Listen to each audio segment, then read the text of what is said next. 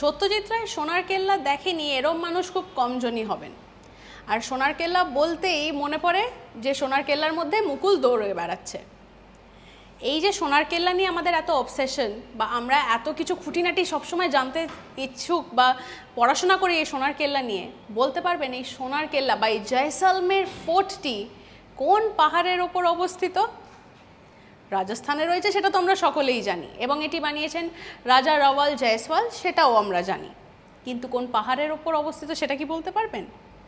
এটি রয়েছে তিরকুটা হিলস, এর ওপরে রয়েছে সোনার কেল্লা। এই পাহাড়েই মূলত অবস্থিত আমাদের সকলের প্রিয় সোনার কেল্লা। তো নেক্সট টাইম যখন যাবেন তখন কিন্তু পাহাড়ের নামটি লক্ষ্য করতে ভুলবেন না। আর যারা যারা আপনারা গেছেন কমেন্ট সেকশনে কিন্তু লিখে জানাতে আমাদের ভুলবেন না।